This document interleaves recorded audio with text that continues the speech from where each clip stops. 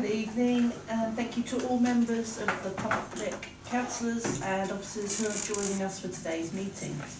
Please be aware that the council is video recording this meeting and this will be uploaded to our YouTube channel. I'd just like to highlight some key points of the meeting format. Please can I ask everyone to have their phones turned off or set to silent. The fire exits are via the doors out the chamber and down the external fire escape at the back of the hall, or via the main entrance that you entered the building through. In the event of a fire, the lift should not be used. The assembly point is the outside of the Royal Mail Parcel Office on West Street. Please remain seated unless you are invited to speak or need to take a comfort break. The toilet facilities are out in the corridor you entered through. Members of the public are invited to participate in the meeting with the key points as follows. Public participation is limited to a maximum of 4 minutes per person and must be relating to an item of business on the agenda. As Chair, I will interject if needed to enforce this. For those looking to speak specifically about a planning or tree works application on the agenda, you will be invited to speak immediately before the committee considers that application. For those looking to speak on non-planning application business, you will be invited to speak during the public participation agenda item. Please raise your hand to show you wish to speak and I will invite you to speak. If you are comfortable standing, please do so to ensure that you can be heard across the room. You do not need to state your name when you start speaking if you do not wish to, but we ask that you clearly state which agenda item you are speaking about. I would ask that participants looking to leave the meeting wait until the end of an agenda item to limit distractions for other participants. Members of the public looking to leave the building will need to be escorted out of the building by a council officer. We won't be going into confidential session. To all present, please remember to show respect to others in the meeting and avoid interrupting where possible to enable others to follow the meeting. If any councillor feels concerned about any aspect of the meeting or discussion, please clearly state point of order and I will then gesture for you to elaborate. If anyone present is felt to be behaving unacceptably, they can be ejected from the meeting by resolution. Thank you for listening. On behalf of the council, I'd like to thank everyone for attending this town council meeting. So, agenda item 1, apologies for absence. Chair, Councillor Walraven gave apologies in this morning. She's unwell. She has a heavy cold. Thank you. Agenda item 2, disclosure of interest. To deal with any disclosure by members of any disclosable pecuniary interests and interests other than pecuniary interests as defined under the Seaford Town Council Code of Conduct and Localism Act 2011 in relation to matters on the agenda.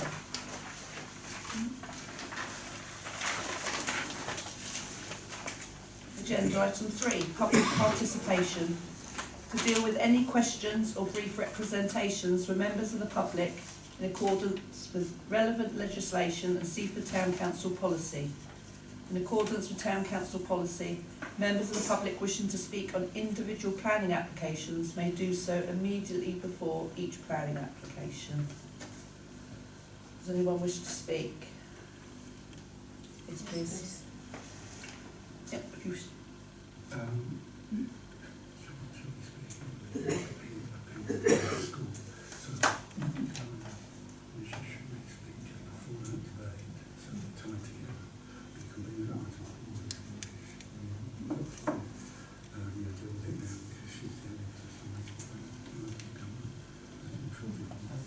I was going to say, the members wish that we bring agenda item 5 forward first. Yep.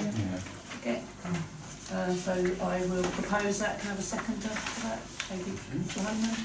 So what we'll do is we'll go on to bring agenda item 5 next, okay. And then which is the appeal on the application LW/22/0275. Safeguarding fencing at Seaford Head Lower School. Thank you very much, Chair. My name is Sally Cherryman and I live with my house backing onto the Nursing playing field. We've been here before, we've been through Town Council, we've been through District Council, and I know that, Chair, you were here when that was discussed. As far as the appeal is concerned, because I don't know how much the other councillors know about this, so I'm just going to go straight into the appeal. So we feel, my neighbours and I, that this fence is overbearing, and we would invite the planning inspector to come and have a look from our point of view as to what the impact would be on us. We also feel it will be inefficient because at the moment kids are going to climb fences, and with the intention to put this fence all the way along the back of our boundary, it's not going to make any difference. I'm not going to climb into the school to invade the school. There's already a security fence around the main building, which we feel is quite sufficient. There are badgers, despite the filling in of the badger sets, there are badgers still alive and they are patrolling the banks and playing fields.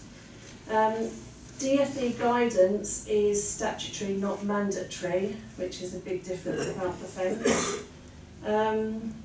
Seaford isn't London, inner London. We're not dealing with gangs, and we feel like the planning committee decision should be upheld. The fence that is meant to prevent people from coming into the school field is also meant to be used as a fire escape by my elderly neighbours, should they need to escape their very small back gardens, which in some places are only 1.5 metres. The fence is like this. I'm quite happy to pass that around if you'd like to have a look at it. And it's part of an original application, and all of these yellow, this is the work I did on it previously, all of these yellow stickers are discrepancies and contradictions with the planning application.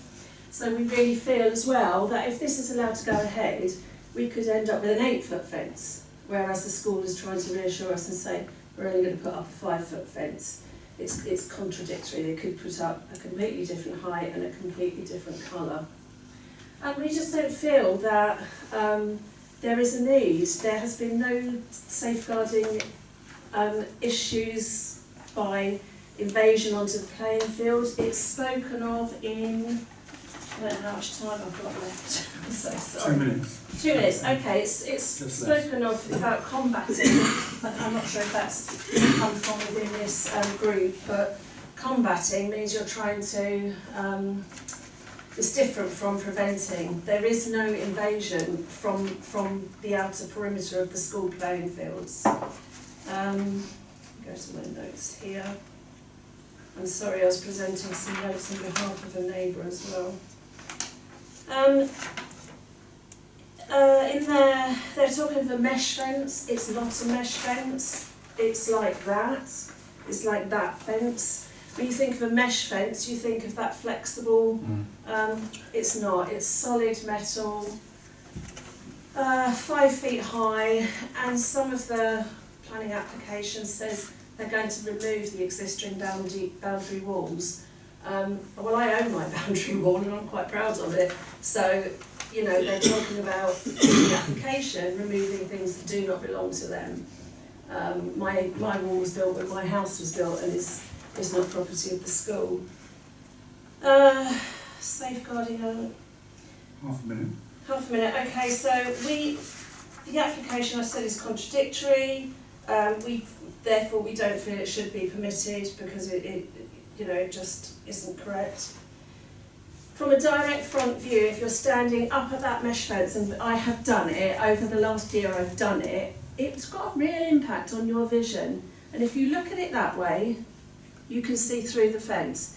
If you look that way, you have this effect where it starts to close down, and you're looking at it, you can't actually see through it. No. So I'll just get you to finish up now, please. Yeah, I think I've said everything I need to. Obviously I'm a little bit nervous, but I don't know if anyone has questions or if anyone's allowed to ask questions, but we're strongly hoping that you uphold your decision.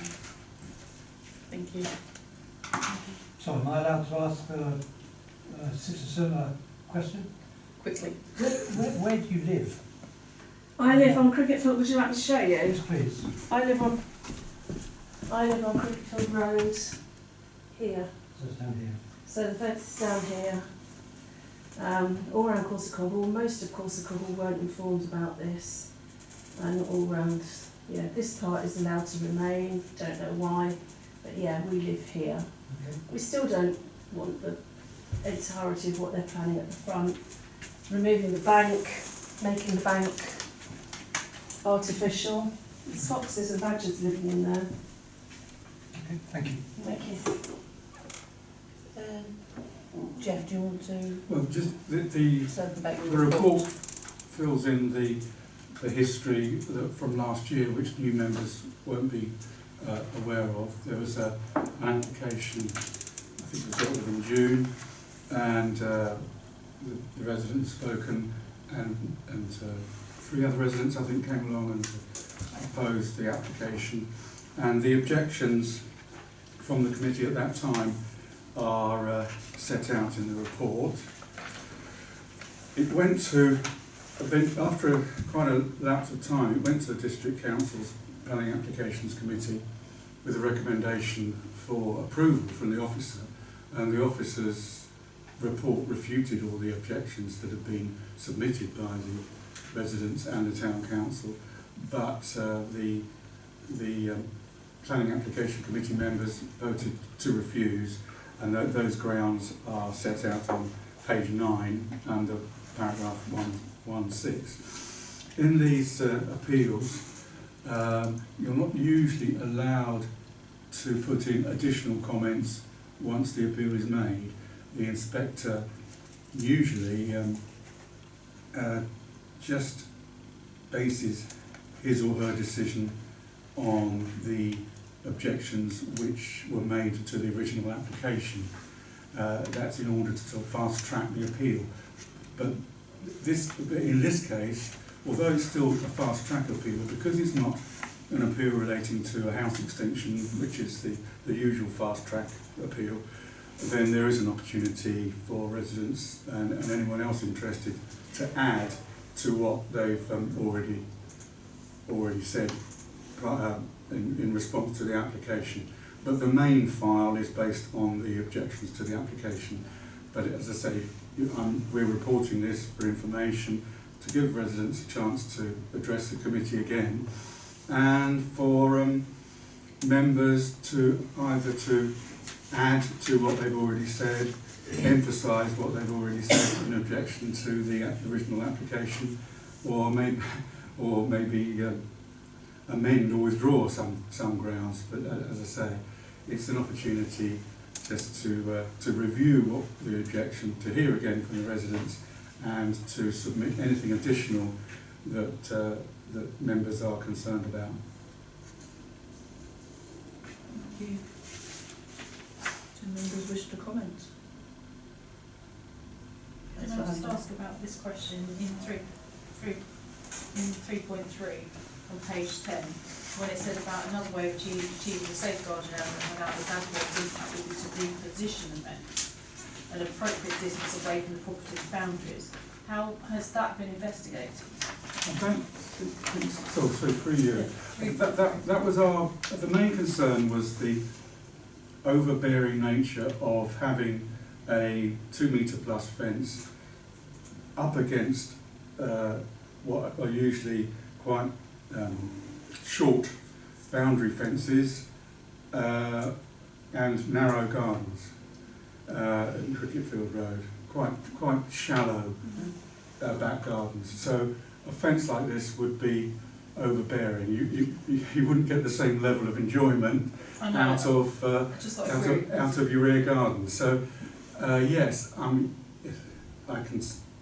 think we always saw the advantages and disadvantages of having the fence set back, but we thought that it would deal with the main problem of the overbearing nature, the sense of enclosure that people would get from in their rear gardens.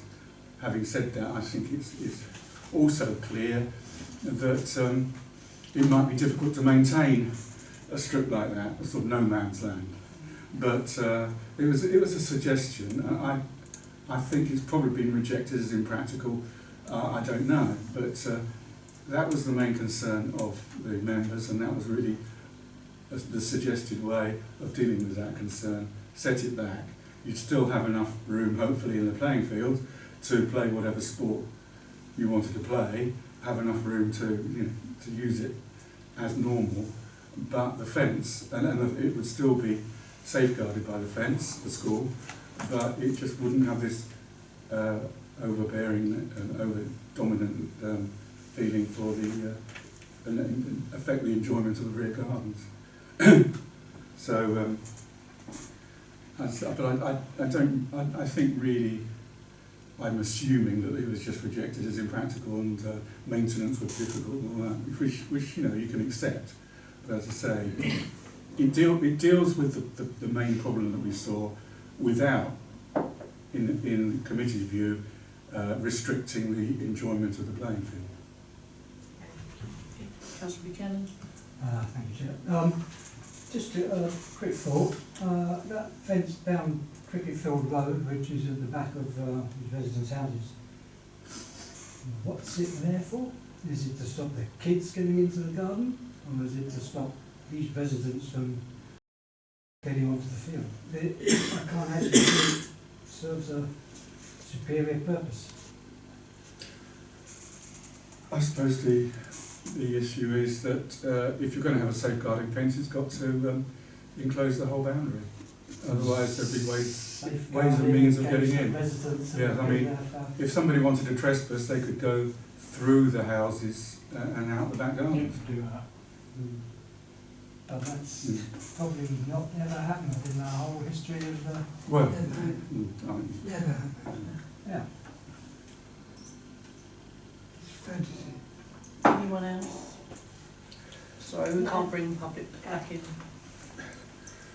Yeah, I mean, I feel very empathetic with what we've heard, and it feels like a very restrictive and exaggerated response to safeguarding something that doesn't really have a history of need, particularly.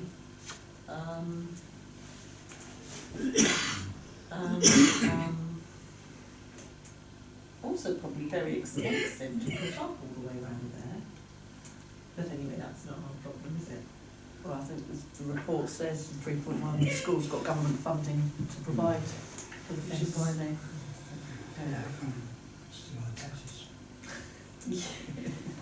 But so I can't, I mean, I'm certainly very empathetic as to what's happening there in Cricket Field Road, because if you bought a house that didn't have a fence and then you want to sell your house, and that's going to be tricky. The fence is there, wasn't there when you bought it, so I'm sure that will impact on things when people want to sell their properties. It just feels like there's more reverse negative impact this way than there would be positive impact. So I kind of agree with what we said originally, really, but I don't think that's changed.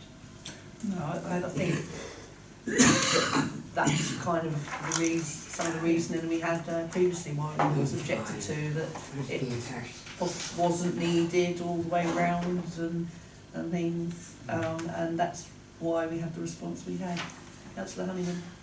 Yes, thank you, Chair. Yes, Councillor Honeyman did mention on 3.4 option. I don't know if we can include what we said before, but words of that effect, just to emphasise that maybe in the future. I could propose, or she could propose, I'm sure we'd be able to add that into our response. Sitting down. Well, yeah, that's an option, just to say we've had another look at it. What I was going to suggest, I mean, it's really sort of emphasising all the, as Councillor Martwell said, emphasising all the points we've made before. Oh yeah, we can't discount those. No.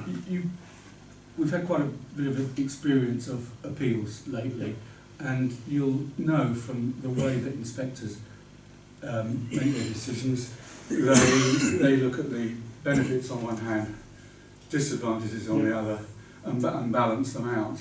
And one of the points we can put forward, if you want to sort of emphasise the points, like Councillor Martwell said, it's an exaggerated response, there's no need, there's no point in expending the cost.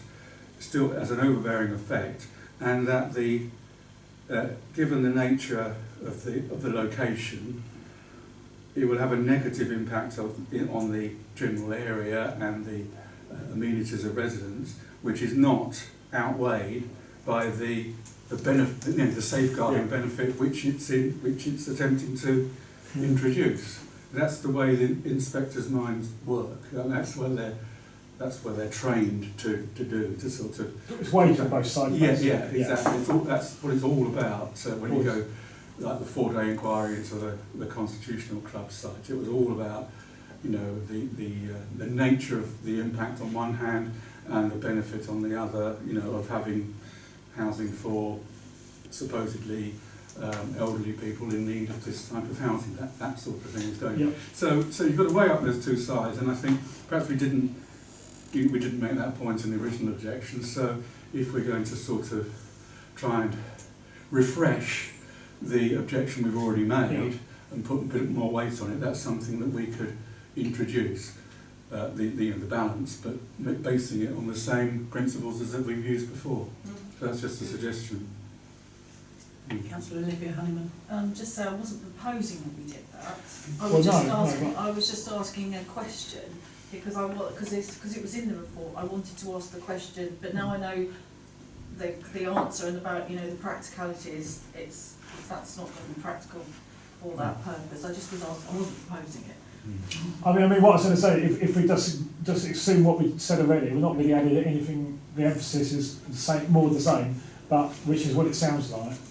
It's dressing. It's sort of adapting it to the nature of the issues that will be considered by the inspector, and it's sort of what I always try to do in fighting appeals is try and write the inspector's decision for him. I'm not saying you can do it in this case, but you get used to the style of it, and you make your arguments as either as an appellant or objector. You make your arguments in line with the way the inspector needs to make his decision, in sort of setting out pros and cons and weighing those up against each other, which is logical, really. It's how any case is decided. Can I quickly come back, Chair? I mean, what I was going to say is, if for example, if you didn't mention, for the sake of argument, it's trying to word it that if it did go ahead, then at least try to push it. But that's what I was trying to word the. You see what I mean? I'm not saying it should go ahead, but you see what I mean? It's almost like a compromise in a way. Yes, we can add that to the end. As a sort of, you see what I mean? That's what I'm trying to get at. That's what I was trying to phrase it at. Yeah. I'm not saying you should go ahead. Councillor Markwell. I prefer not to include a compromise. I think they'll be looking for compromise, sorry. I think you don't want to give them any reason for saying, oh, there's compromise, let's go with the compromise. I think we should be absolutely firm, reiterate, but perhaps being very, very clear about the ambiguity of having this type of fence.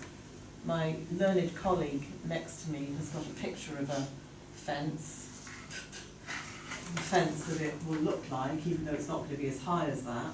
It's that type of fence. I wouldn't want one of those in the back of my garden, thank you very much. And I get what you're saying about your eyes, that you can't see through that when you're... Parallax. Yeah, it's parallax, isn't it? So I think we can introduce maybe further arguments to the previous arguments, but they will support the original. Yes, I think. And I think we should be very, very firm about it, and I don't feel that we should be offering any compromises. Sorry. It's probably just an observation, but to me it looks like it's turning the school into a prison camp. It's more like a penitentiary. And fences work both ways. They keep people out, but they also keep people in. And I think the whole psychological effect of the visual aspect of it is going to affect the neighbours and even the pupils. They'll feel like we're in a camp, and maybe the school thinks this is a easy way of stopping them from truanting. I don't know. Maybe. Some of it I do know goes down to insurance costs. With that security fencing around, the insurance costs will go down for the school because it's harder to get in. Things. So I know that's what with educational sites, that's what they're trying to do, and a lot of schools nowadays have got this fencing. If you look at like primary schools, Seahaven at New Haven, they've got this fencing all the way around. So it is kind of also the way that a lot of schools are going for safety and safeguarding. So It's horrible, though, isn't it? oh yeah. Oh, sorry. Well, no, I mean, the upper school was double fencing, isn't it? And you can see, I mean, in a way, I don't think it's quite as meshy as maybe the one they're describing here. It seems to be a little bit further apart. The upper school one. It's the open aspect of this, isn't it? Compared to the upper school, you know. Yeah, but It destroys the openness, yeah, it does do that. We as know well as that. having a general impact on the residents, and even an impact on the students, as some people see, you know, being enclosed. But I'll have to shut up a bit, but you're absolutely right about the insurance aspect, so that it does reduce all that. And you've got the listed building, of course, School Hall there as well, so That's a has slightly different big impact on that side. on the Yeah. listed property, so it's something that needs Mm. to consider as well. Councillor Buchanan. Yes, this particular discussion, is it only related to the fence at the back of the gardens? It's not related to any of the other fences, is It's the Whole whole lot. fencing. Whole lot. it? Okay. Presumably, the application is for a 5-foot fence? 2.1. 2.1. Well, that's not 5 foot, No, it's that's about, So 6'6". 6'9". yeah. So, there's actually, from where I'm sitting, there's a couple of aspects to this. There's one which is related to the fence at the back of the houses and the reduction in amenity that that fence would provide to those houses. And the need for it in the first place, quite honestly. And then there's another discussion that may happen about the remaining fence that runs around the rest of the school, which doesn't have the same immediate impact on the back gardens of the residents on Cricketfield Lane. So, yeah, I think there's a couple of aspects of the discussion that may or may not be readily come out of this commentary.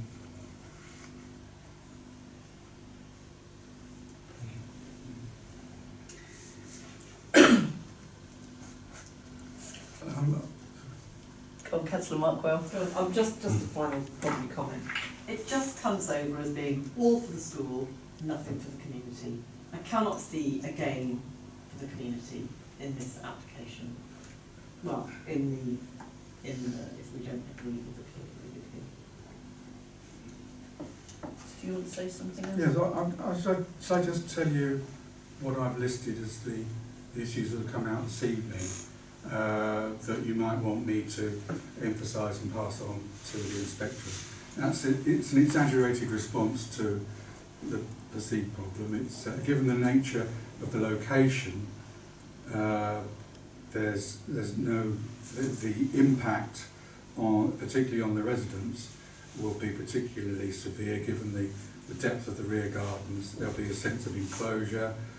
It'd be the enclosure of the school may have a negative impact on the students, minimal benefit for the community, and given the negative impact on the general area, this is not outweighed by the positive benefits of enclosing the school. You know, given the lack of evidence of any problems that need to be dealt with through this sort of fence, that need to be countered, if you like.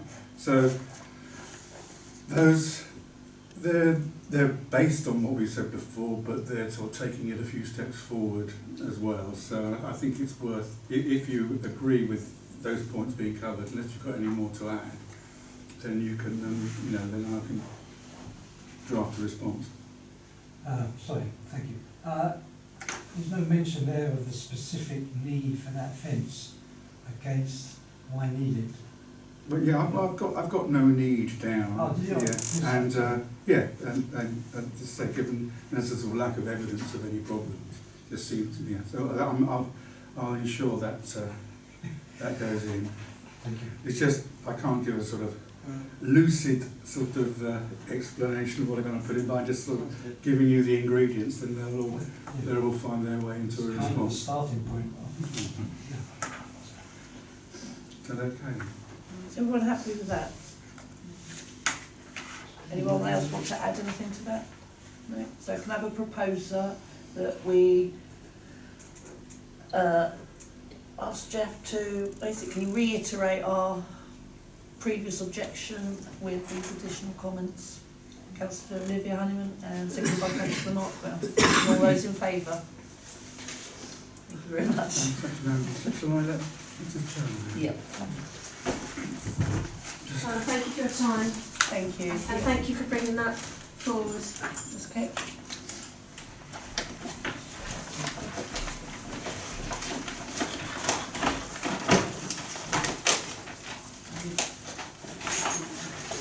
Do you want your fence picture back? Oh, yes. Let's put it on the canvas.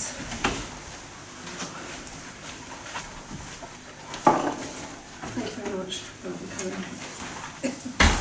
Tony. Hope you don't have too long in the evening. Want to speed up then? Oh, Oh, I'm Thank you. joking, I'm joking.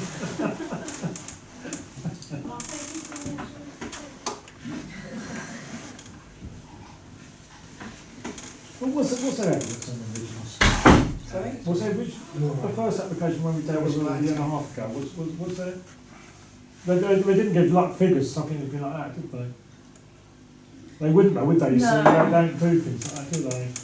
They just talk about the broader addict to the way, isn't it? And it has to happen because every other school's having it done. So you're going to have it done.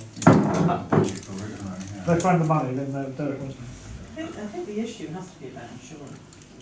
Yeah. It's really down to money, isn't Don't forget the camera still. Oh, well, they cut that out. Yeah, I know. It can't make it difficult for them. I mean, Cheekton's got massive fencing around there now, isn't it? Yeah, but that's the way all And schools are Seaford's doing. finally. All schools are They all are, they're going carrying that out way because it's safety and security. too many break-ins.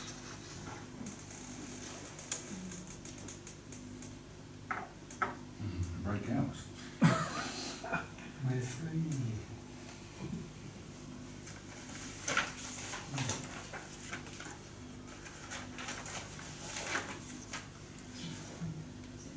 I was going to say, where did all these things come from? See how hard I work on this? I hadn't realised that after about 2 hours that the pen had leaked. So I was holding it as I was going through the computer. And it's permanent. I can't see That'll how. come out. When did that happen? Monday. Thank you, Liz. It's permanent, so it's like, it's still really red. So it's very red. I've tried nail varnish remover, I've tried everything. Must have faded by now. No, it's not fading yet. You'll be scrubbing your hands a lot now.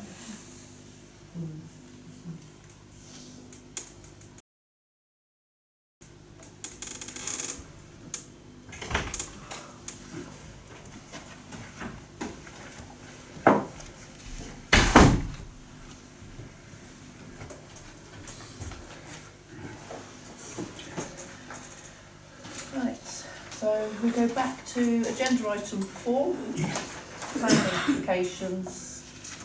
So the Lewis District Council planning applications received in week commencing Monday the 30th of October. LW/23/0636 Elm Court, Blatchington Road.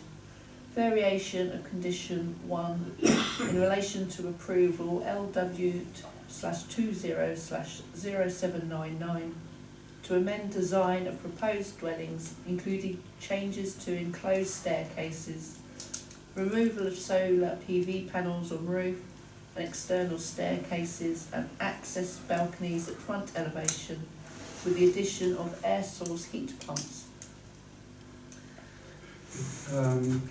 Again, this is a was just going to check with Tony actually. Tony, Sorry. did you want to comment on any of the applications?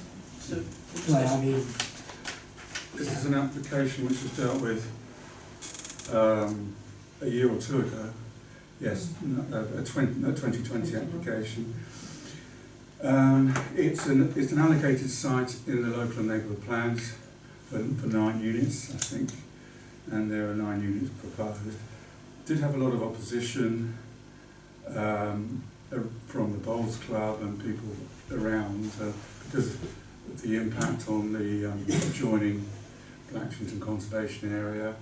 The design wasn't that popular, but it couldn't be opposed in principle because it's an allocated site in the plan. But we did object to the design was a bit fussy. It was attempted to be a sort of a modern design, but I think in the view of members who looked at it a couple of years ago, it didn't really work. But this is simply an application to insert new plans into the list of approved plans. That's condition 1 is the condition which sets out all the approved plans. So it's just really a question of substituting revised plans for the plans previously approved. The owner, with the benefit of covenants, objected to the design because he or she must have retained the benefit of certain sort of safeguards over the land, including vetting the design of the buildings. They've obviously opposed the design of the buildings, and what's emerged is probably a better design. Certainly the lack of external staircases is a benefit. I think we objected to those before. Taken away the solar panels but inserted heat pumps. The brickwork before, or the cladding work, was a sort of grey blue, dark blue and black colour. They're proposing to replace this with, as I say in the design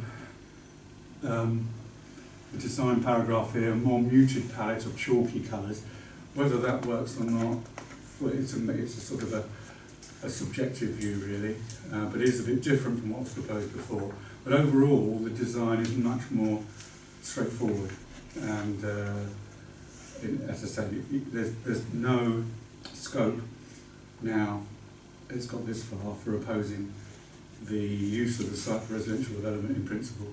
It's just a question of whether how this design fits in with the area and what the views are on the design.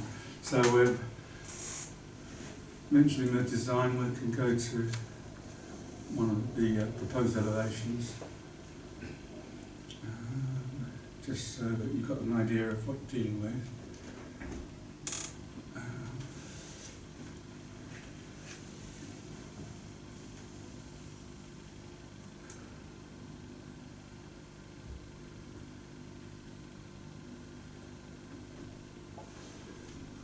I think that was the, yeah. that's the earlier one. Yeah, that's the earlier one. And It's like I think proposed. proposed block plan a bit further up. Oh. Yeah, sorry. Here are the proposed. What's proposed?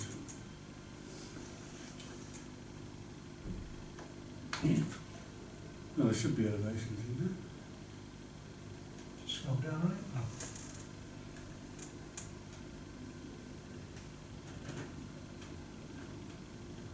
Yeah. As I said, more muted, lighter colours than before, and a sort of less fussy design. But not that different. But as I said, the external staircases were a bit clumsy before, and they've been internalised, and in those solar panels.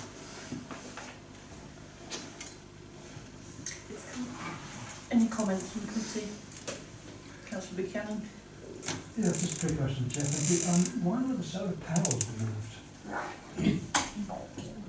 I mean, it could have been that part of the objections to the design from the previous owner with the benefit of covenants. But I mean, they have substituted heat pumps, so probably more efficient as far as sustainable equipment goes. I mean, I wouldn't know. Both would have been nice. Yeah, I'm not an engineer. Yeah. Councillor Mark Quell. Yeah, I mean, I suppose I'm can't really be a planning objection. It's more aesthetic, really. It's very blocky, isn't it? And it doesn't really fit in with the local landscape and aesthetics of the buildings close by. I mean, Seaford's, I know, got quite a mix of buildings for numerous reasons, of different ages of buildings, but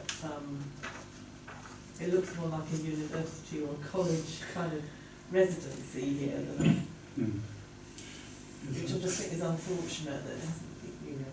I think the officers always wanted a modern design. That was the problem. They sort of chose this site as one that's suitable for a more, what they would call a more imaginative design rather than something I don't see where the blending imagination in. is in that picture. I don't think there's any imagination at all. Knowing the officer concerned, I think he's quite determined. Councillor Thank Honeyman. you, Chair. I think as it's on the edge of the Dane Valley, effectively, I don't really think you can't really, as you say, I think it could be one reason why they haven't got solar panels really, because obviously it's quite limited sunshine around there, isn't it? In a way, especially where that is. It's tucked in the edge of the valley, isn't it?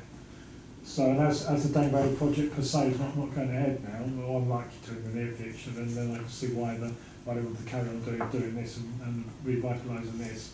So it's like we say we can't really object, and it does give it a bit of a contrasting look, because there'd be nothing. It does look quite derelict down the Dane Valley area anyway now. So I know you get used to it being semi-derelict, but that's what it effectively is. So I welcome the scheme, obviously. Thank you. When I looked at this, I thought, from looking at it previously as well, actually, I didn't like the external staircase. For them to now be enclosed, I thought was a lot better, and so I was happy with that. I don't like the colours because they're white bricks and very muted, and I think that is out of keeping. I did prefer the blue black that they had previously, and that was the only thing that I don't like. Councillor Olivia Hunningham. I think somebody made the comment about they were worried about the flood risk, because if all this work's done on what will happen, will the area, because it is known as a flood area, is there anything we can put in the wording about making sure that there's flood alleviation dealt with? I think they've got false ground floors. Probably because I haven't got the notes. I think they're. Oh, they raised? Yeah, they're raised. It's raised high enough, so there's the nothing. flood level of the Okay. accommodation level, the level of the accommodation is above Yeah. Right, okay. the so flood that's- level plus 20% or something for And I climate think there was change. also concern that if the ground got moved around, whether that would destabilise it. Mm. And I'm trying to remember from. I think that's mentioned in the objection. But I mean, That was one of the letters of yes, objection. it's not really a planning issue. Obviously, it's an important issue. It'll come into the building. I mean, it was the instability of the ground that led Churchill not to go ahead with Sutton Road. But it's not really a planning consideration. It was something that was bound to crop up later on. Councillor Buchanan. Thank you. There's no civil application at the moment that's on this revised set of documents. It's for 9 properties. Still requires 10. Oh, no. Well, I understand that there's a letter on file that says, please tick this as SIL is liable and you need to remeasure the approved floor plan to any changes to the originals approved. Yeah, but so that is something that the still officer will deal with. But we can't use that as a I'm not saying against it. No, objecting I mean to that, I'm just saying that some developers should- leave SIL till the last minute. But yeah, they're going to have to deal with it. Yeah, it's affordable housing on 10 or over, but SIL is on any new residential unit. It's required to be part of the application, but it's not something that you can refuse an application. Okay. So does anyone have a proposal they'd like to put on the table for this? It leaves me cold, actually, doesn't it? Mm. Yeah. That's been the reaction from everyone. I just support it, Chair, basically. I That's why you can support the more simple design, yeah, but I do. have reservations about the colour scheme. colour scheme. You know. But apart from that, we can't object anyway if we want to. So and we support the environmental friendly peat bumps. Yeah. So, I mean, we can mention that it's a shame the solar panels are being removed. We can mention we that can mention in that as passing, well. yeah. But we support it obviously in principle. And we can't object anyway. So Yeah.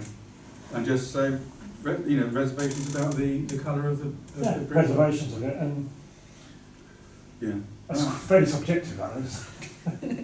Does that find a seconder? Oh, Councillor Buchanan, I think you were just fractionally. And all those in favour of supporting this application? 1, 2, 3, 4, 5 with One abstention. one abstention.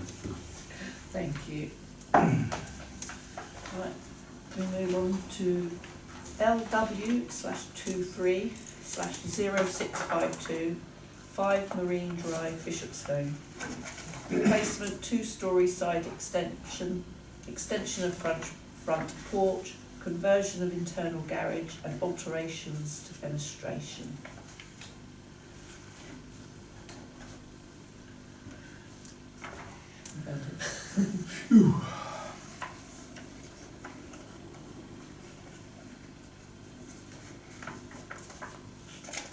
These are proposed elevations.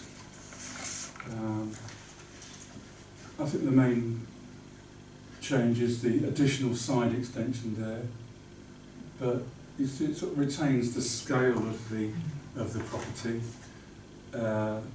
when you compare it to the existing elevations, which are just coming up.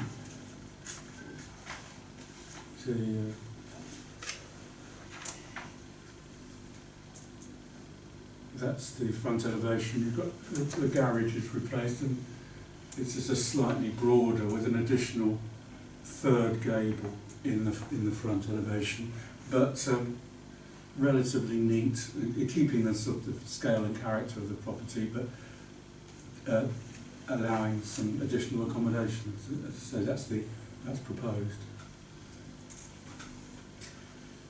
Any comments? Jeff says it looked quite neat. Councillor Honeyman? Thank you, Chair. Yes, obviously it's always a shame to get rid of a garage, but I doubt if it was used for a car anyway. So, but we obviously want to extra spaces. I think they just make it with the roof side of things. They're basically just trying to make use of the aspect, aren't they? Really, so which I approve of. So I support it. Councillor Markwell? I just thought it was quite neat. I was just checking the boundaries, that boundary on the south, you know, the bit down the bottom there where they joined to put a new roof over where they removed the garage, but it retains the boundary of the garage, I think. So it's not, so basically they're filling it in a bit, aren't they, really? And, you know, with all these things, I don't know, the property gets tidied up and, you know, is quite presentable in that area, I think. Okay, anyone else? It sounds like we want to support this application, so can I have a proposer? Oh, Councillor Clay, and second up, Councillor Honeyman. Councillor Honeyman? Well, I already said it originally, didn't I, earlier? So Okay. I already said I support it. So thank you. And a show of hands to support this application. That's supported unanimously. Thank you. We move on to Lewis District Council planning applications received in the week commencing Monday the 6th of November. LW/23/0664 1 Hawth Close. Single storey second floor rear extension with Juliet balcony over existing flat roof extension. Installation of solar panels to roof, addition of window to side elevation, conversion of internal garage and creation of 2 parking spaces. Just looking for this one.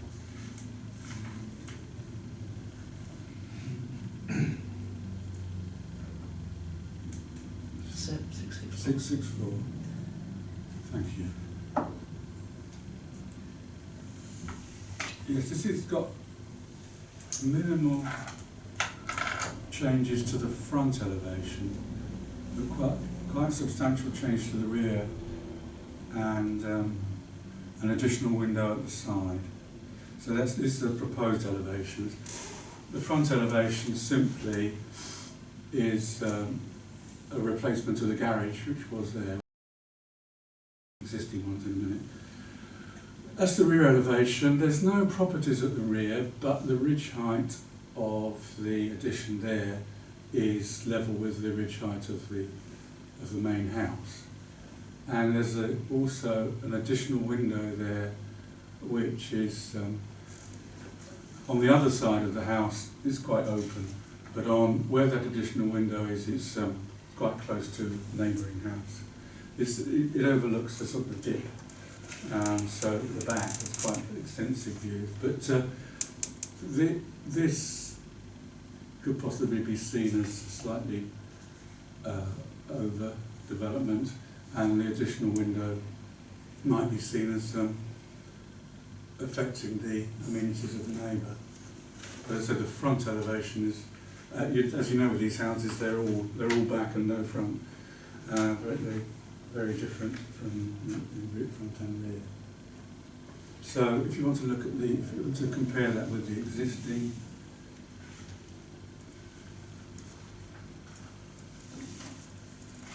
there you see you've got no window in that elevation. You've got a garage there, and you've got a simple extension there, but you're going to have this ridge going up to the height of the ridge of the original house. I'll go back to the proposed before you debate it.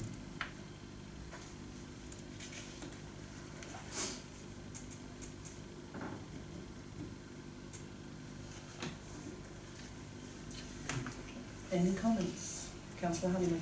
Yeah, I mean, going back to the previous one, I can see why solar panels don't necessarily go on a flat roof, obviously, unless you slanted it. That's just an observation from obviously having solar panels on that particular roof, isn't it? So you can see the comparison. That might be the reason. But back to this one. Of course, it is substantial. I'm not sure. Obviously, again, they're making best of the aspect, aren't they? As you can see, that's substantial what they're doing. It's quite a prominent part of that part of Hallfield area, isn't it, going up the hill on the right. And I'm not the side window for the neighbour. I wouldn't be happy with that unless it's fostered up. I think that would have to be sort of obscure in one way, because that depends what it's trying to do, that window, isn't it? Yeah, I mean, you don't know. It's difficult to find out what it is. It might be just a lavatory or something, but it does balance the two side elevations, though, doesn't it? Yeah, it's done that, absolutely. So I'm sort of happy. I'll see what the others think, basically. Any other comments? Councillor Mark Brown? Thank you for saying this. But 17 solar panels seem to be long, because I counted them. And even though I'm sure that's a good idea, there they are. And then the Juliet balcony, so they're going to have some, I don't know if they overlook other properties. there's quite Possibly not. there's quite an open aspect. It looked fairly open aspect at the back, Yeah. but I couldn't quite see from the back, through to the back of the house to see how that would work. You see, you've got the Yeah, 'cause it's, dip there, yeah, so it's not really as long as and you've got the nothing neighbour's that side, but the window Well, is it's there. just- Yeah, it's just the neighbour's garden, I think, maybe, probably. There's open land behind. It's open land, yeah, exactly. So personally, Juliet balcony, it looks It's out not- onto their garden and Yeah, open exactly. land. It's not going to It's not disturb anyone. Obviously, this committee know my views on roof heights on extensions being subservient, so obviously I would object to it on those grounds. And obviously our neighbourhood plan does say no side windows, but as Councillor Honeyman says, if it's needed, if it's obscured glass, then Yeah, the light in the house, the construction of the house, like lend to it, having more light coming in, I could kind of be empathetic with that, but then we But want a they- condition for obscured glass absolutely, on it. yeah. Yes, the ridge is quite high in the rear, and you could make it appear to be as a large house rather than an extension of a smaller house. But so it doesn't. The overlooking is not a problem, and not many people will actually see it because No. it's over open land. Do you have any other comments? I can't find that window on the plans. It's on the elevation, Yeah, but it was in the elevation, but it's unless there's another, Those first floor plans. it's there, you see, on the second. no, it's shown on the elevation. Yeah, it's shown there. No, we're talking about the side Oh, that window. window. Side window. It's even written in the statement of originally a side window. Anyway,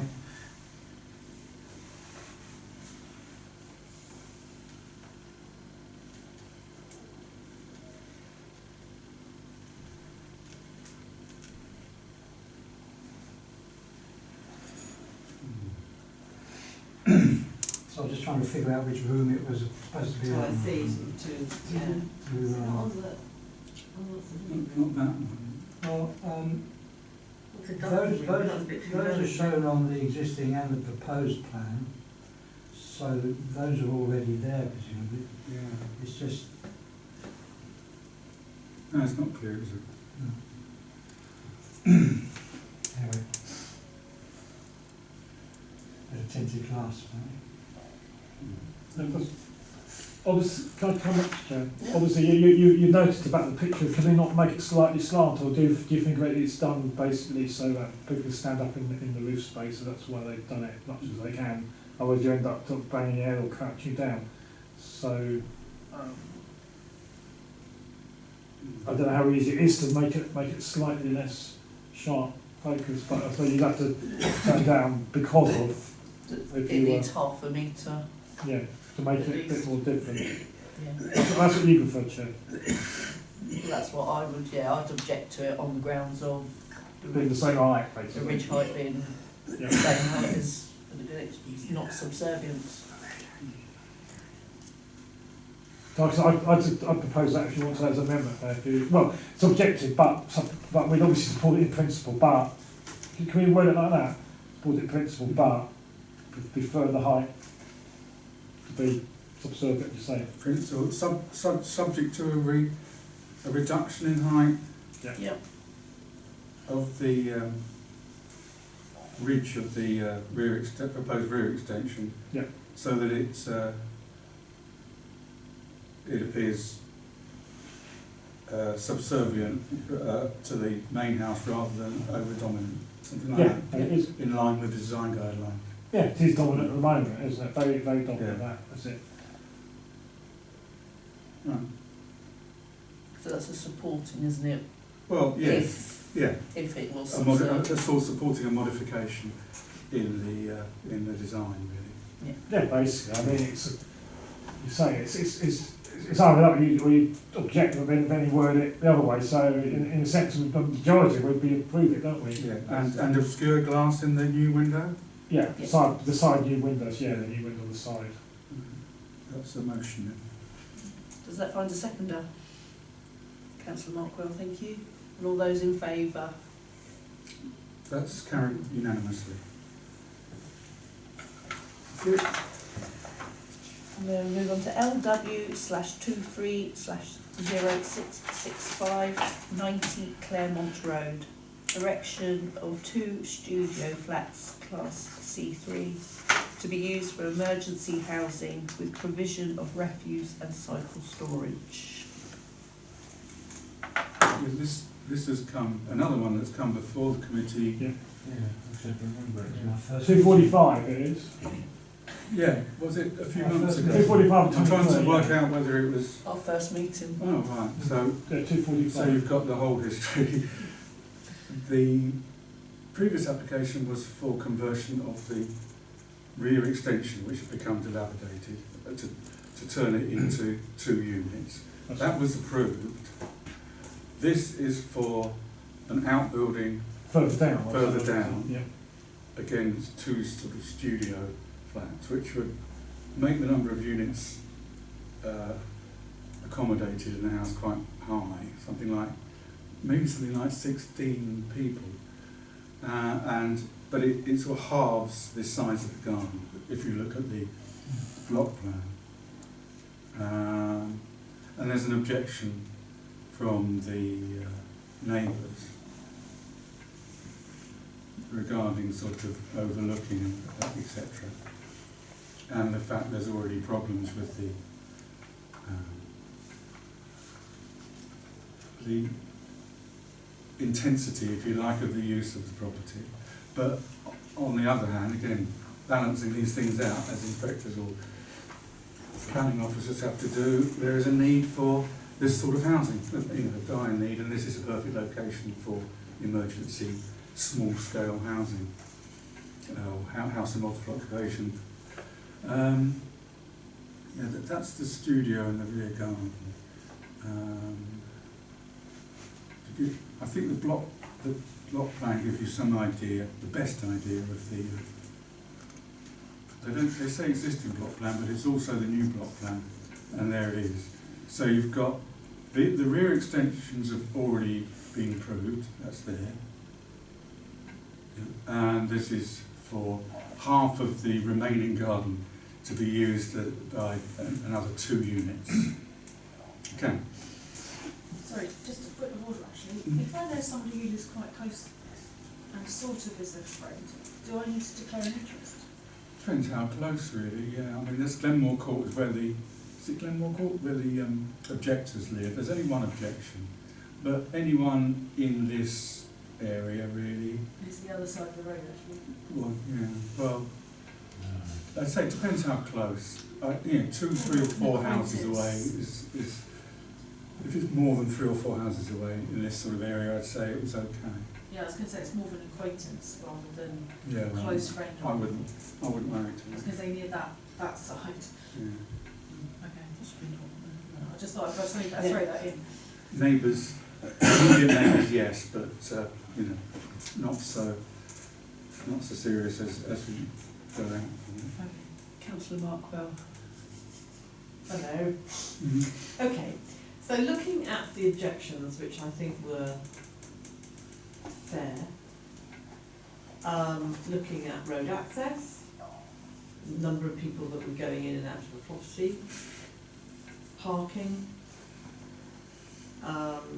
the current maintenance of the building doesn't give any kind of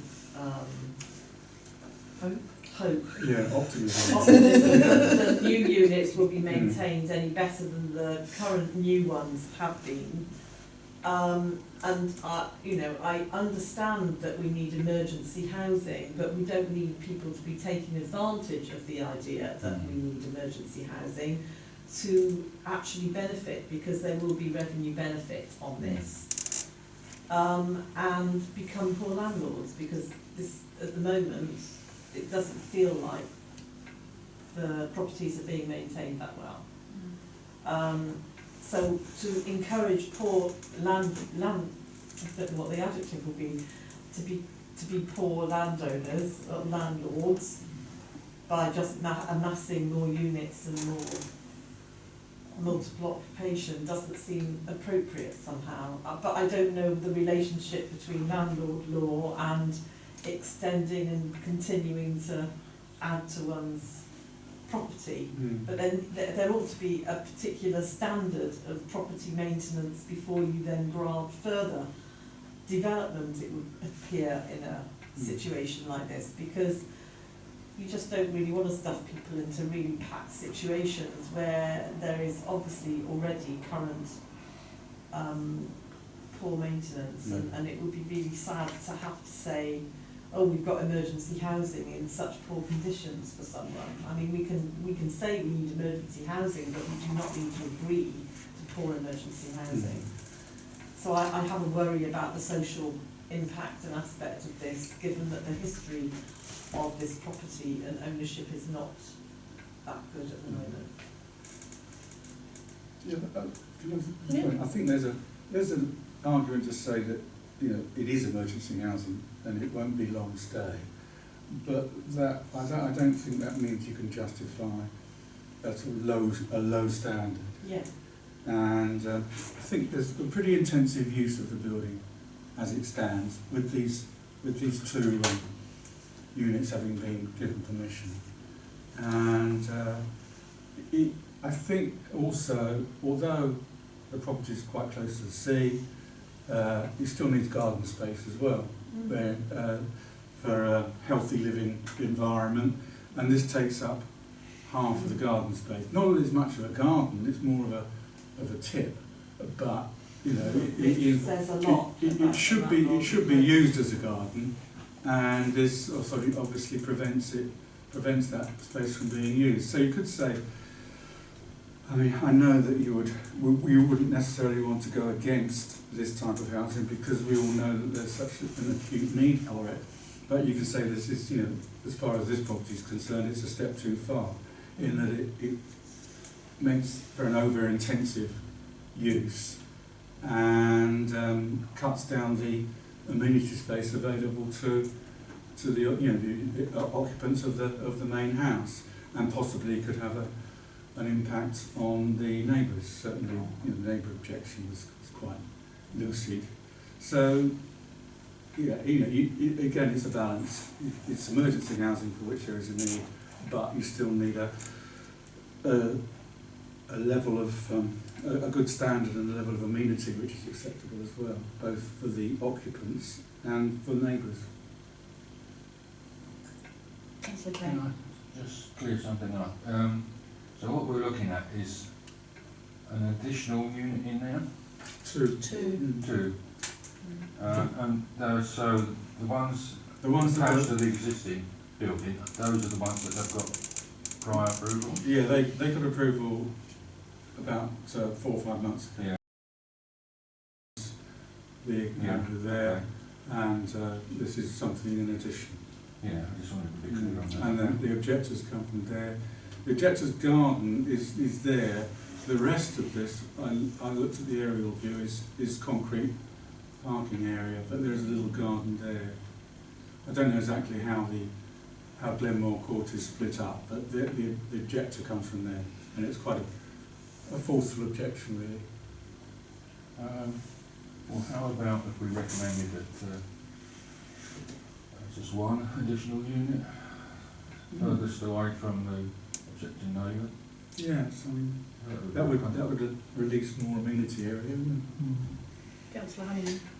Can we also support? Can we sort of recommend that it's landscaped to a high standard where it's at the moment as part of the part? We are going to support and maybe reduce it down to one unit.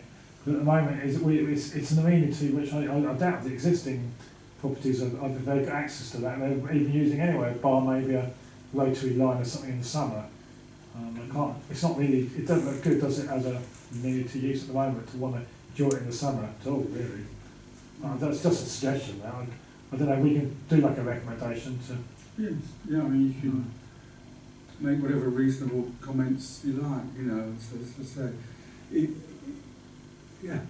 Because reducing it to one is something that could be considered, and tidying up the existing space, yes. Yeah. I think they're both, you can say, again, supported in principle, as emergency housing, absolutely, even though the current use is quite intensive. Councillor Markwell. Yeah, and I'm just thinking about children. Children go into emergency housing. I don't know whether they would here, depending on the number of bedrooms, but there can be younger people. I mean, at the moment, it's just not in a position to receive younger people or even older people if the landscaping is so poor. They wouldn't be able to walk out there and use it. So I think we have to be quite strong in our It's a student. yeah. Just one big room. Yes, you wouldn't normally suggest tidying up the garden as a planning matter, but in this case I think it's relevant because the occupants deserve a bit of amenity area and so yes, I think that's fair. Any other comments? Yeah, just quick, with the new, obviously the ones we're talking about at the moment, how close, they're very close to the other property. How close, is there a specified distance? Not really, no. I mean, it looks as if it's Yeah, overlapping no, actually. yeah, and it's the house At the back at the back. of 94, the very back. Oh, well, number one. Number one. You see, it's the, as Councillor Clay mentioned, perhaps it's that unit which is close to Glenmore Court, which is the one which maybe should be taken out. Presumably that one, the one next to 94 left as it is, because these are just garages. That's number one. They're just Queen's Park garages. Gardens. Yeah, that's what I was looking at, it's number one, that's quite close. We don't know what that boundary is like, though, do we? No. You could also turn it round, Yeah. you made more of the piece of land that was there. You know, just turned it round that Or way. centralised it a bit more. Well, I don't know about centralise it. I mean, if you put it along the other wall, just turned it round a bit, I don't know, aesthetically. It might give more amenity in front of it and then also doing a bit of landscaping. Maybe we leave it down to the planning officers to agree which one and where. So, I mean, I'm just making notes. So, you support the provision of emergency housing in principle, but consider that 2 units in this case would be overdevelopment.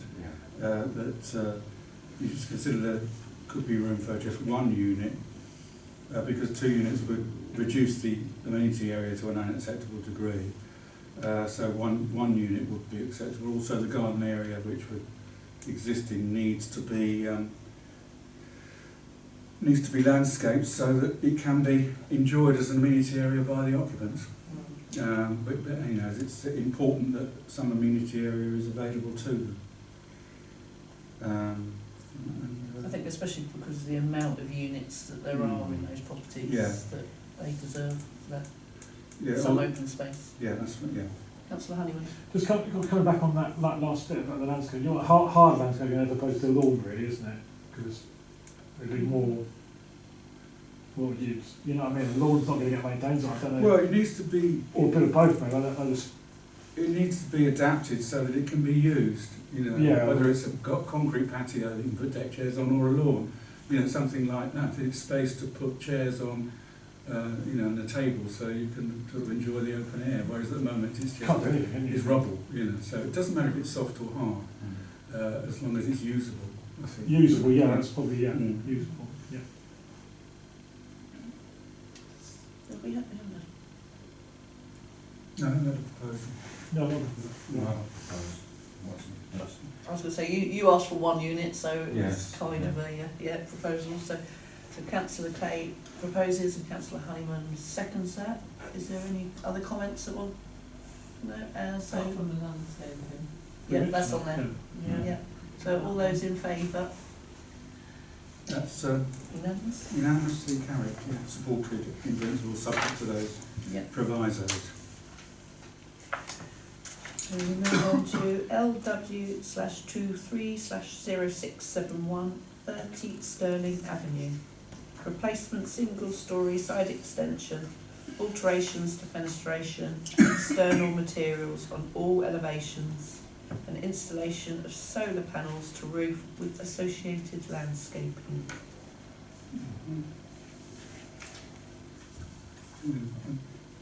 I had a look at this on the way in, and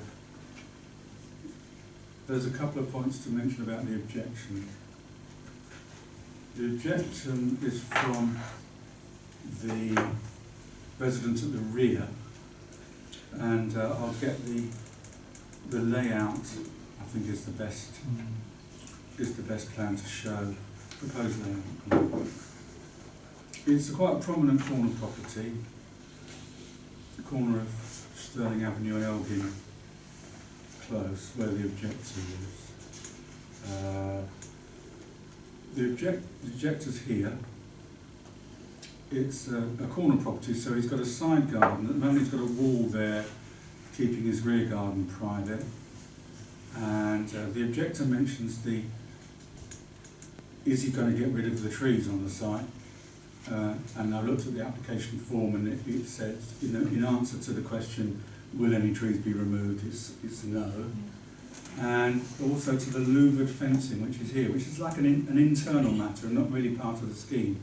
So the objection isn't really that weighty because it doesn't deal with the main aspects of the scheme, which is to tidy up the side garden, because it is a little bit untidy, and just to sort of separate it from the rear garden with and rebuild the wall, because at the moment there's no real boundary wall around the edge. So it's a general tidying up exercise, and the objection isn't really that weighty because both matters. Well, as I said, there's no trees to be removed, and the louvered fencing is not part of the scheme, although it's mentioned on the layout plan. It's not strictly speaking part of the planning application. It's just part of the overall scheme to tidy up the garden. Councillor Markwell. I just wondered whether they have a view of it, because they have a view of what might be louvered fencing. If the garden falls into disrepair, that's what they see if they see it through louvered fencing. That they might be worrying about that in the future. Yeah, if they're not looking after their gardens. Could be. It's I pretty, don't know. it's pretty untidy It's at an the moment. aesthetic thing, isn't it? Yeah, but it's how you deal with internal points of the garden really is up to you. But it needs tidying up. It's rather open at the moment, and there's no real boundary fence, so that certainly would be the boundary treatment will be an improvement. I guess you can see how neighbours would lose faith with neighbours who have very untidy gardens, and then they're going to do something, but you're not convinced that after that they're going to do anything different with their ability to maintain the standards, I suppose. Anyone else want to comment? It's not a planning issue.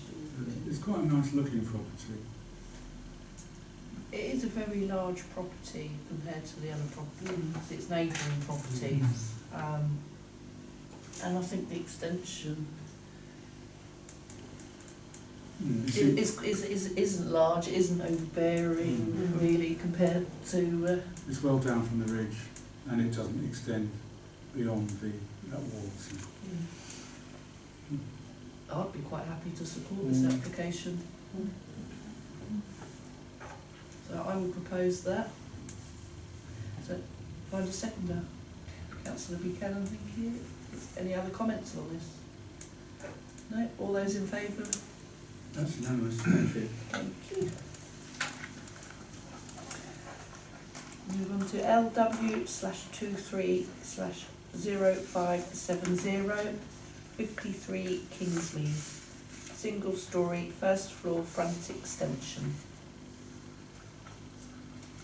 570.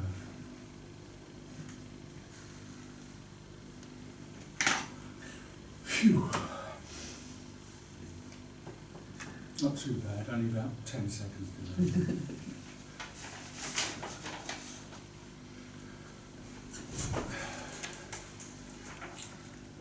Not very good plans. I know the person involved here and those plans were terrible plans. They weren't the best. I struggled to try it. I almost felt like we had to go back to them and say, could you please make them clear? Yeah. Put more, Pen on the paper. I was going to say lead in your pencil. Yeah. But that's about the best I can do. Let's have another look.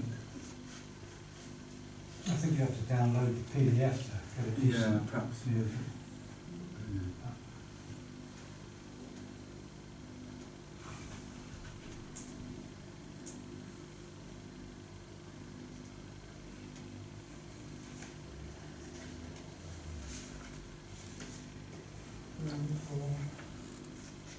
After upstairs, it's just an extension of upstairs over the Yeah, that's, existing toilet. well, that was a good suggestion. So it's that front extension, but if you look at the block plan, the extension is very, very shallow and well behind the frontage, the existing frontage of that, you know, the front projection, if you like. So it's relatively innocuous, and the only reason it needs an application is because it's at the front rather than the rear. But the plans don't really show it that well, but the block plan, which I don't know if I can retrieve that. That's a diagram of the first floor, and that extension is just over an existing area of the floor below. Yeah. Yeah, so there's an existing first floor extension, which is like their porch bit, and literally they're just going up. And the ground floor, you mean? They've already got the ground floor, so you can just put the first floor on, and then it's got the, It's a porch and a toilet. It's a yeah, new, yeah. and it's literally an ensuite shower room that's going in there. I'll show you what I meant with the very sort of shallow nature of the extension. It's not that clear, but that black line is the new extension. So, and it's well behind the existing front. So you can see, although the plan doesn't show it that well, that shows how minimal it is really, as projecting forward. So the plans could be a lot better. Do you have any comments? No, I think it's reasonable. There's a ridge roof added, but it's subservient to the existing one. Just, I don't think it just keeps it in keeping with the No, with actually- what's already there, so it just actually, makes it. It's actually an improvement. Yeah. Yeah, there's, you know, a bit of symmetry there. Okay. So would you like to make that as a I proposal? suppose it's fine, yes, I Okay. support it. Councillor Honeyman, you want Second. second it? So all those in favour? That's supported unanimously, thank you. 9 attitudes. We move on to LW/23/06799 Upper Chimpton Gardens. 2-storey flat roof rear extension, addition of 2 front roof lights, extension to width of existing roof and alterations to fenestration. Right.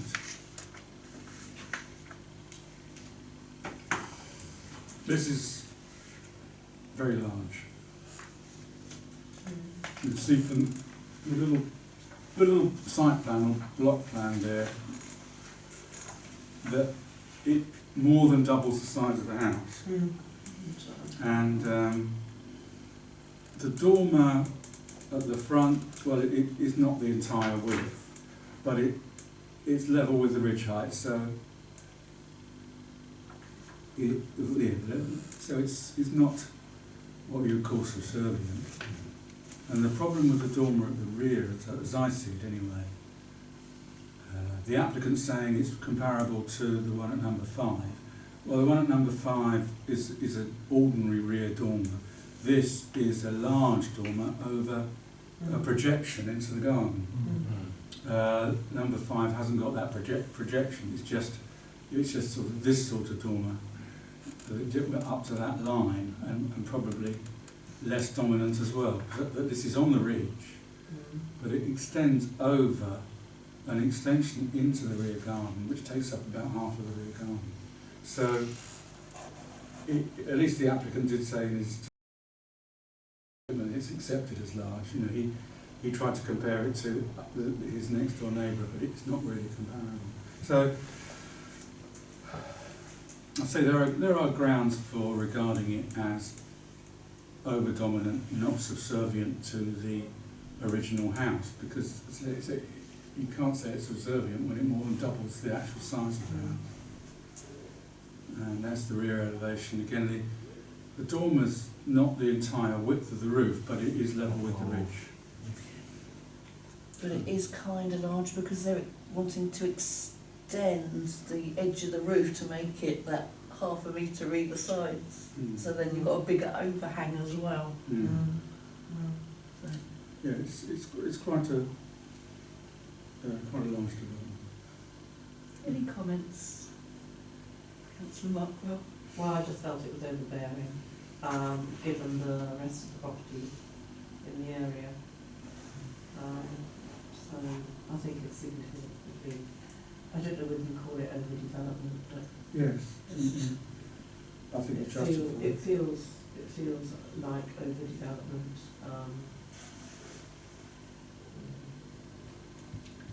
And you can talk about the ridge height as well. It's not subservient because it makes it look like a large house rather than an extension to a house. That's the problem. Yeah. It changes the perspective of the house, and therefore it changes the perspective of in comparison to the other properties. Okay.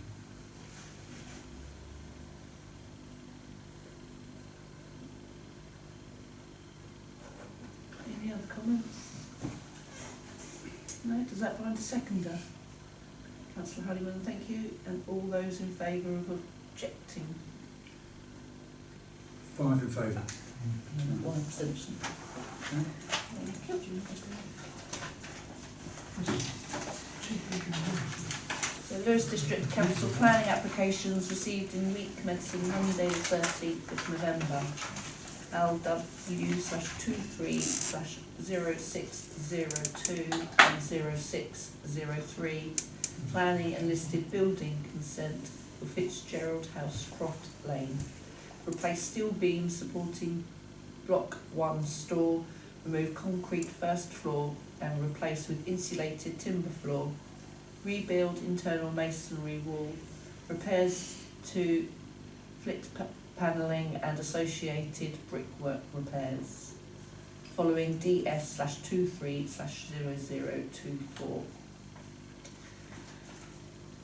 Which was a report, was it like a structural engineer? Yeah. It's you can read from the information that this is a requirement of District Council, and because they have found structural problems with the steel beams that are existing, and there's a need to replace those beams with a timber floor, which would make it structurally sound. I can't find plans for that. I'm sorry, but in a way, the plans it's the information accompanying the application which is important. You know, the structural report is obviously required, as it's a listed building. Listed building consent is required as well as planning consent, and it's a question of emergency work to replace the steel with timbers and reduce the weight of the internal weight, if you like. And the application is the usual very detailed application that the trustees produce in these matters. I must have got lost somewhere, I'm afraid. So if you want to see the plans, I can get them out.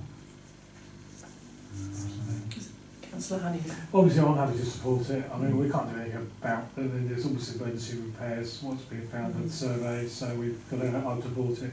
Thank you, Chair. Councillor Buchanan. Seconded. Any other comments? No. So all those in favour of supporting these applications? Seems to be needs doing. Let's both of them together. Thank you. Yeah. Alfriston Road. LW/23/0676 1 Alfriston Road. replacement of existing shed in rear garden with outbuilding.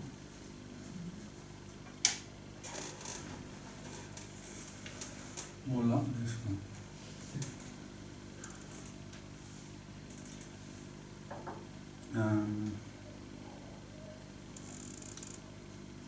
This is a outbuilding which takes up most of the width of the garden. I think this property here is in Esserton Way. Seems quite close to. So it's not quite, it's at the end of Alfriston and then it turns into Etherton, so it's almost on the corner, and then the next property is the first property in Etherton. Yeah. So it's quite close to I was hoping there'd be somebody who knew what it was like on the. So that's On why I the thought ground. it's actually quite close Yeah, to. it is, but there's another property that kind of goes round. It's a bit odd because it's on the corner. You look at it and you think it's Alfriston Road, but it's actually Etherton Way. I think you need to know the layout here to decide whether how it affects that property close to it, because it's not really clear, because the plan isn't sort of complete anyway. But I mean, it's got most of the information you need there. It's like a sort of a new large shed, really. Looks like garden room type thing.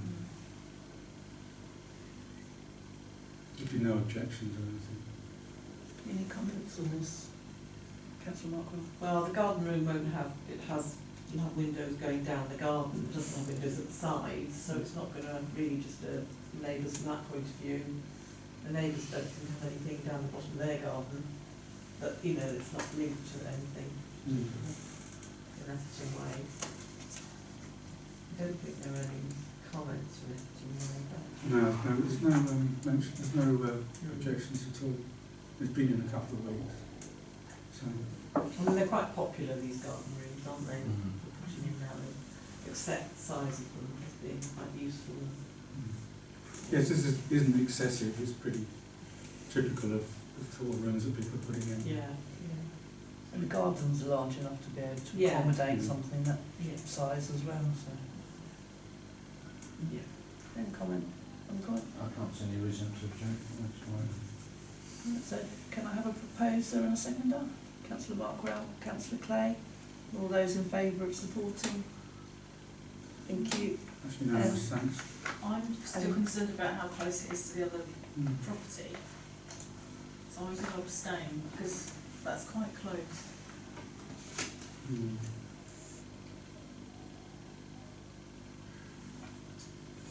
Yes, it's very difficult to tell. Haven't got street Means we view. do- You need a map of the other two properties because their garden goes down and then you've got Efton Way property goes almost parallel, but then you've got the next property down Efton Way in their back garden, which might even touch into, it might go around the back of that one, I couldn't quite see. So from your view of the lie of the land, it would be quite You can't, okay. you can't quite see where, how close the end of their garden is to the back garden of the properties in Efton Way. Just as a point of process, would the people immediately affected been made aware of this? Well, should have done, Would- yeah. Yeah, So if they had wanted to put an objection, they should have put it in. They could have put it in. They still can. Yeah, they still can. Yeah. Yes, they wouldn't just look at the neighbouring properties, you know, at the front. They'd look at a plan like that and decide which properties they need to inform. And there should be a letter on a nearby lamppost as well. So they often get vandalised. Okay. Various district planning applications received in week commencing Monday the 20th of November. LW/23/0696 9 Hall Park Road. Erection of front and rear flat roof dormers and addition of first floor side window.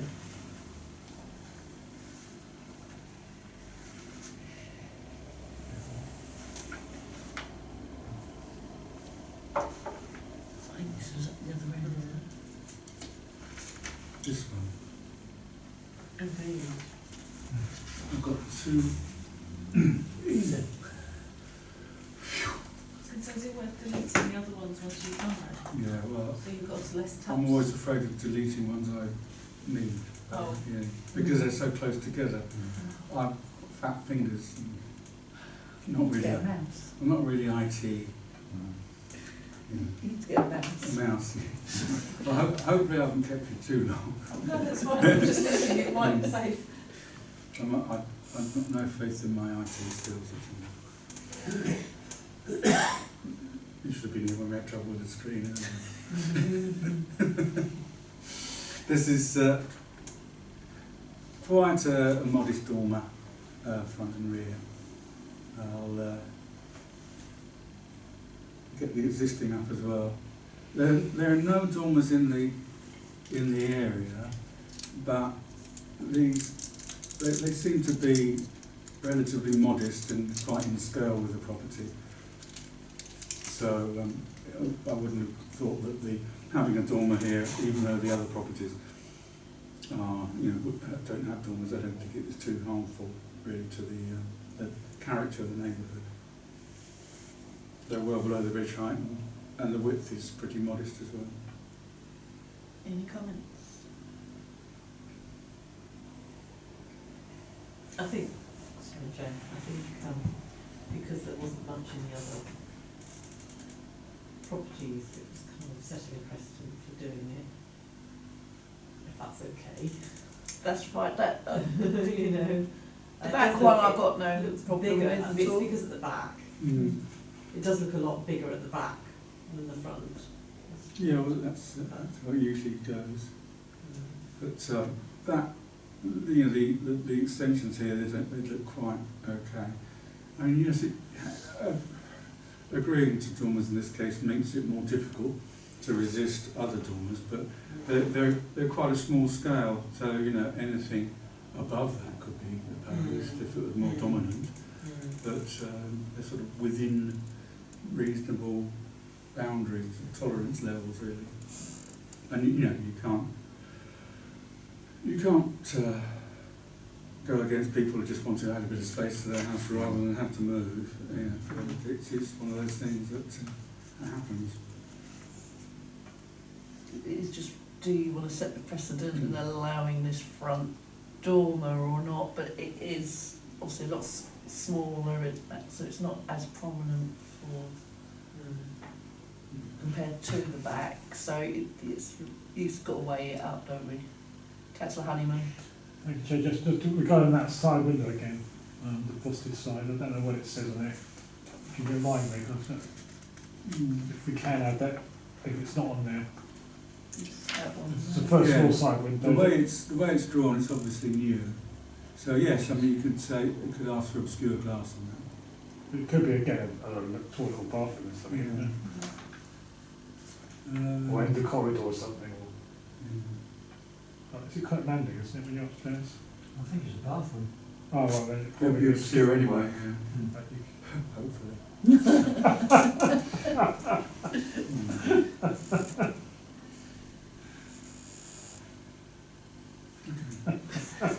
Stop chuckling. Well, any other comments on this? Sorry. You shouldn't have said that, Joe. Yeah, it came out. Well, can we agree on a proposal for this? Councillor Markwell, Happy to propose. to Accept. support the application. Support the application. Councillor Buchanan, Second that. second that, and all in favour of supporting this application? That's unanimous, thank you. National Park application, so SDNP/23/04375/FUL, land north of Eastbourne Road, A259, creation and use of a temporary construction compound, including access onto the A259, car park, storage yard, welfare and office facilities to support the ex-heat bridge replacement. I couldn't find that on the Anyway, Yeah, the link didn't work, did it? No, I didn't realise until Tuesday that the link didn't work, because I tend to look at them just before the meeting, just in case there's any objections.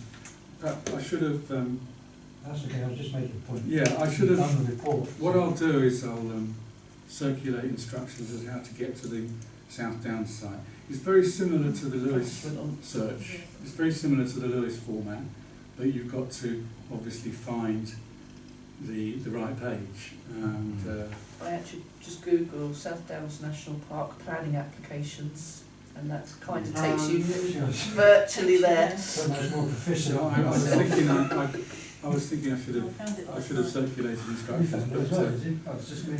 I'll do No, it that. wasn't just you, I think. I'll do that anyway, because they do come up, you know, maybe sort of half a dozen to 10 a year, but mostly Bishopstone Village. But I'll circulate instructions as to how to locate the page. But yeah, this is the main. They did mention in the bridge application that there would need to be a compound, obviously, but they suggested it would be at the top of the hill, or more towards the top of the hill. This is much closer. They obviously had negotiations with the farmer and managed to get it closer to the works, and you can see the access there. It's difficult to tell exactly where it is, but obviously here you've got the temporary traffic lights and the little summer house that's there, with the access of where the old bus stop used to be. So it's just before that bend at the foot of the hill. In the report, I mean, I didn't have there would be any objections to the compound, because it's like, as I was, you know, you can't make an omelette without breaking eggs. You need a compound for this sort of scheme, and it's probably good that it's close to the scheme, and you have these standard conditions that it be restored to its previous condition and everything like that. And but it was interesting that the landscape officer of the South Downs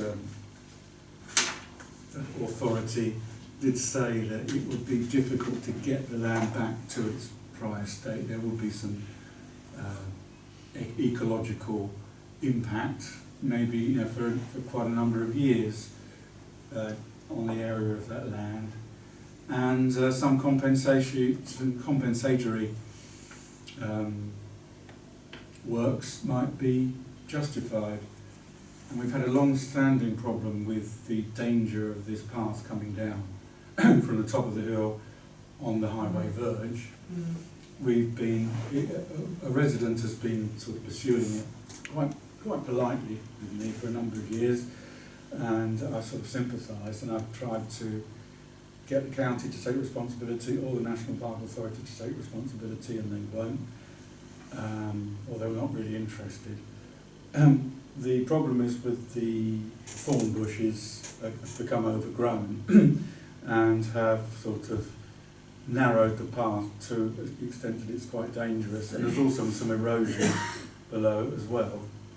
But you can't stop people using this path. A lot of them are Korean students who flock to Seven Sisters to see this site of the pop video. You all know that? Yeah, that's right. And I'm fact well that aware it's, of that. fact that it's sort of popular world view in Korea and Southeast Asia, you know, the Seven Sisters. They come from all directions. A lot of them flock to East Dean and start walking around the estate with their phones, getting completely lost, looking for Burning Gap. I've seen them. So it's always going to be used. There's a suggested diversion which is not convenient. So we just thought it was an opportunity. I just thought it was an opportunity to bring this suggestion back of getting the overgrown hedgerows cut back, to widen it, and to get some sort of work done to make the path safer once the compound is out of the way. Because obviously with the compound there and access, it's not going to be easily passable, but I'm sure there'll still be people wanting to use it when the bridge is in place and the compound's not used, and it will be an improvement which is sort of, let's say, as suggested by the landscape officer. So otherwise, there's not really a lot to say about the application. Councillor Olivia, Helen?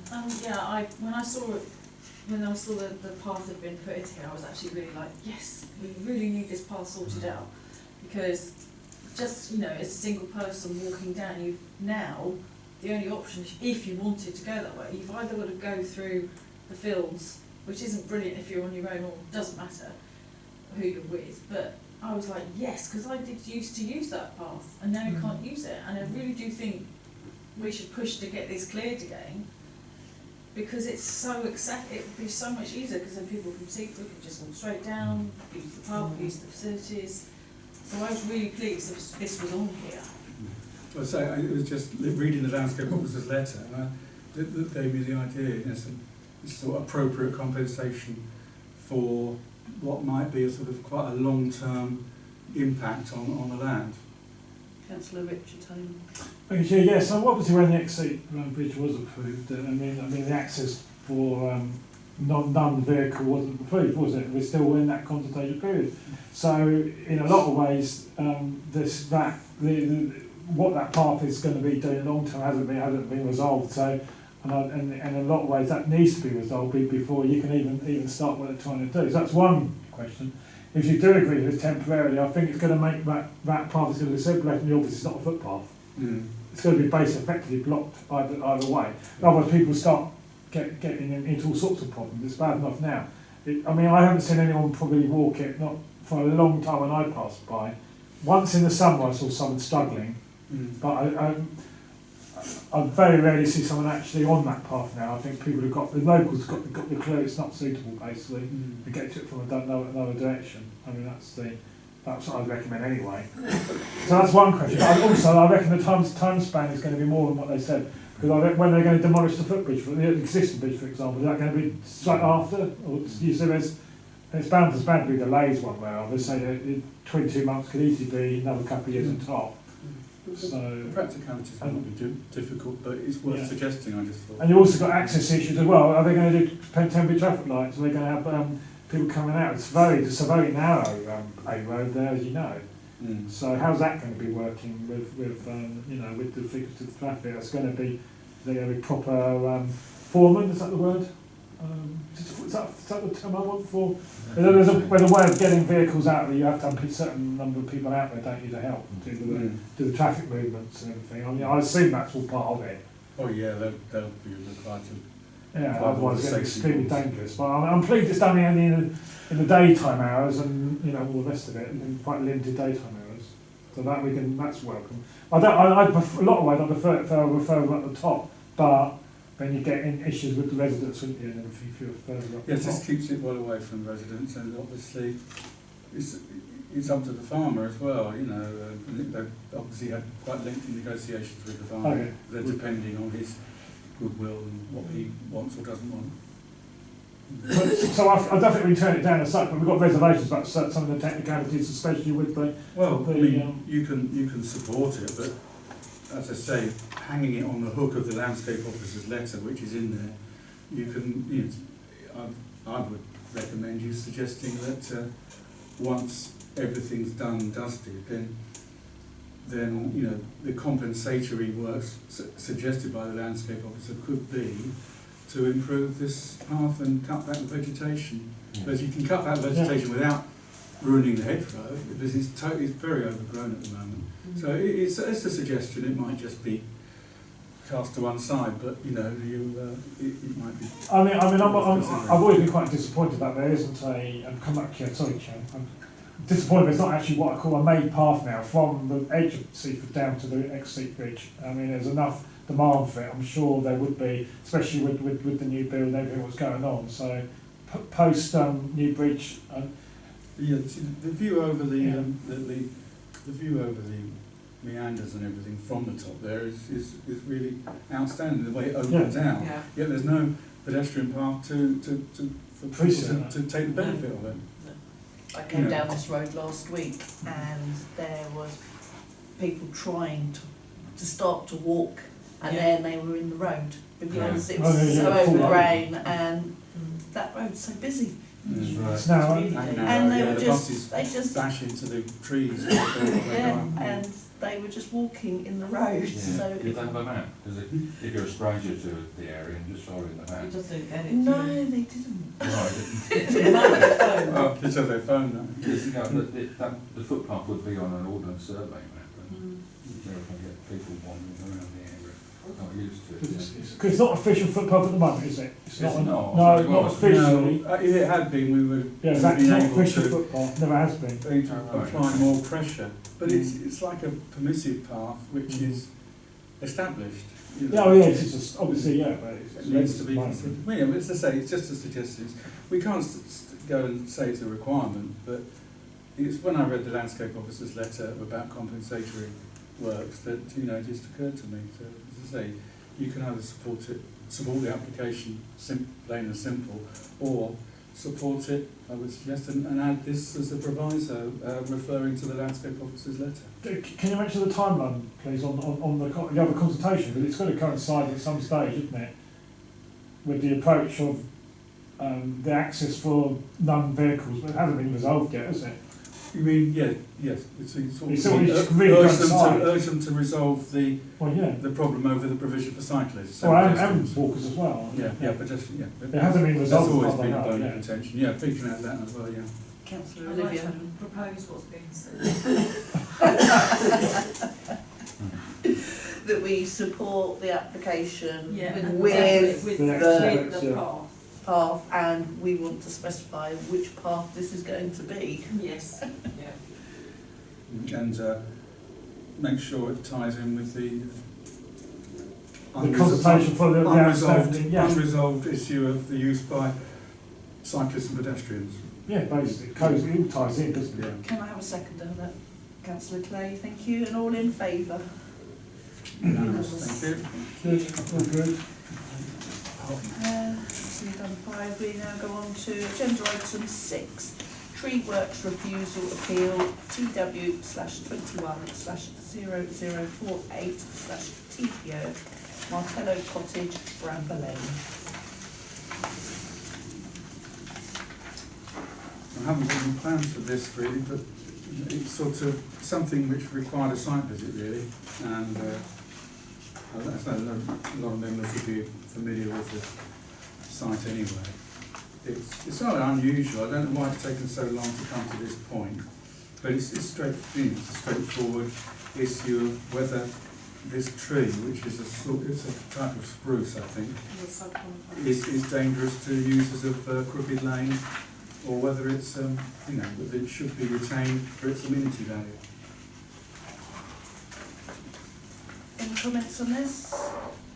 Councillor Olivia? Sorry, apologies I missed it, but what is the, if this is going to appeal, what is the tree officer's opinion? Well, Because we've obviously got the resident's opinion, but what's the I tree think officer's I opinion? think they refused They it, refused the application, which is why it's gone to appeal. Sorry, but but what's the updated option? the full document, It's the gone full to appeal. documentation wasn't available. All that was available on the site was the owner's justification That's for what, because I was felling the looking for tree. more. Yeah, I mean, we had to, because of the lack of information on the website, and I'll look again now to see if there's any more, we just had to assume that the tree officer refused it because he didn't consider there was any justification in removing it. But it's a pity we had to assume that, and I was hoping that they would add a bit more information to what was online, but I'll have a look now to see whether there's anything added. If you bear with me, as you have done all meeting. Almost there.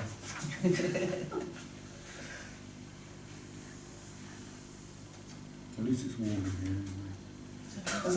There was 6 objections to the original application, and I was looking at those, and two of them were from tree wardens.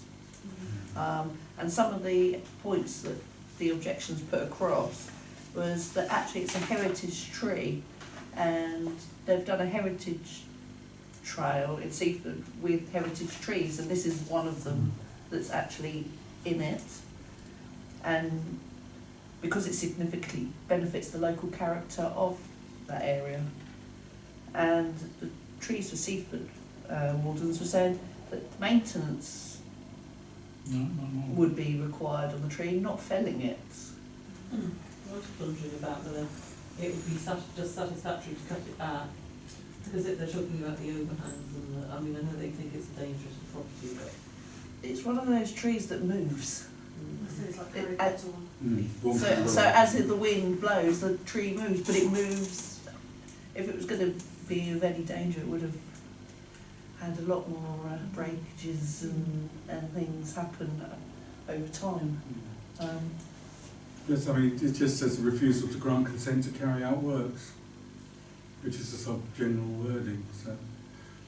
I mean, I imagine you'd want to support the local authority's view and oppose the appeal, but, as I say, there's not a lot of information to go on.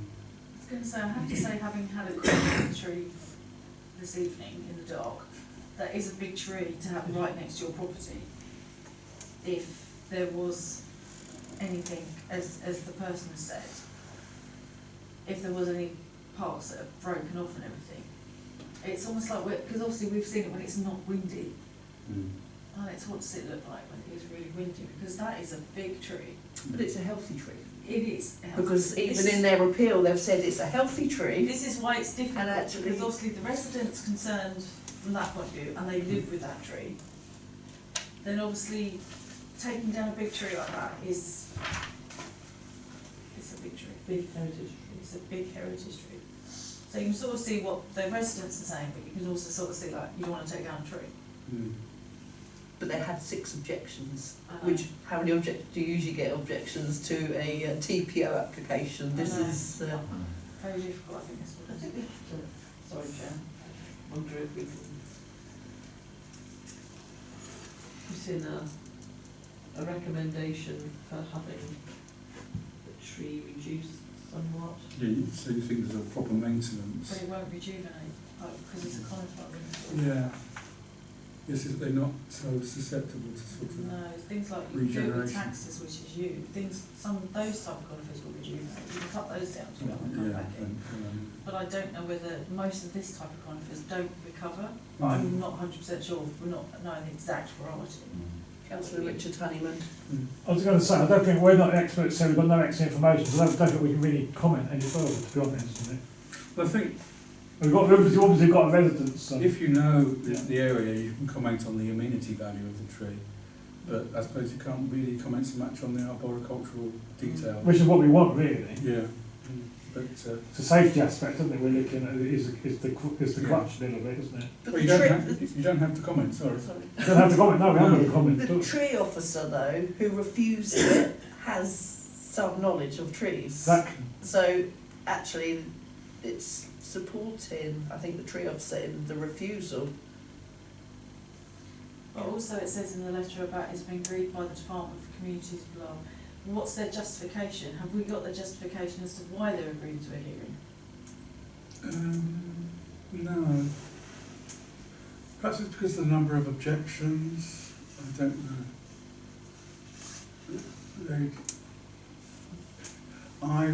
They're very rare, so I don't know what the normal procedure is I was for. sort of just asking, why has it been allowed to go to appeal? And that's what I'm asking if. I'm not sure what the rules are. Decide. There's a 6-month deadline for appeals against refusals of planning permission. Seems to 6 months. So perhaps there's a longer period. They're very rare. I haven't. Tree hearings used to be dealt with internally, but the government decided that a lot of appeals, like housing benefit appeals, used to be dealt with internally, and it was contrary to justice and human rights to have a local authority deal with an appeal on its own decision. There's quite a few decisions, as I say, on tree tribunals that local authorities used to have, because I used to have to clerk them, and things like housing benefit, etc., etc. They went outside to an outside body under new regulations. So I don't know exactly how they work. I know how they used to work because they were internal, but that was decided probably with some justification, to be unfair because you were deciding a case, on, deciding on your own case, which is a bit unhealthy justice-wise. So I have no idea what regulations and legal provisions relate to it, but if it must be valid because the planning inspectorate have decided to have a hearing. So That's what I'm saying, we don't know that information. no, we don't. We haven't got the full information. It's a pity. We've only got the appellant's full case. But, so yeah, perhaps in that situation you'd be loath to comment at all. And just leave it up to the the local authority with their arboriculturalist and the appellant, who obviously is quite capable of putting her own case, to fight it out. Yep. Councillor Buchanan. Quick question, Chair. There's a small bit of land, a little parky area, with benches and that. Who owns that? Just out of interest. It just said no ball game. Oh, district council. District council. It's about it's one of their signs, isn't It's it? one of our assets. The district council use that sign, don't they? Yeah. They use district council, don't they? Yeah, but it didn't say town council on it. I mean, I know it's dark, so I looked at it. I don't know we own that I bit didn't as a see town. any do we? quick. It's the district council that put those But signs on. I don't think it's town council. No. I think I'd be concerned about commenting on we don't have all. Yes, perhaps I should have asked for the details to be posted, but I don't look in detail at the full, until it's a couple of days before the meeting because of objections and things coming in. But yeah, I wouldn't blame you if you sort of would say, well, we haven't really got enough information to make any decision. Is that a proposal? Yeah, yes, Or maybe just nothing additional to what was already said before. Well, we never said No, anything I before. realise that after I said it. I realised when you were looking at And that's it, like, and no, that's what's why, in because here. we didn't comment before, do we want to comment this time? I think because We if want more it's decision, we want we more need information. more Yeah, information. so due to the lack of information posted on the website, the committee is not really in a position to comment yeah, that's it. on the appeal. Does that find a proposer? Councillor Honeyman's a seconder, Councillor Markwell, and all in favour? Thank you. Thank you. And Yeah. then we move on to agenda item 7, update reports.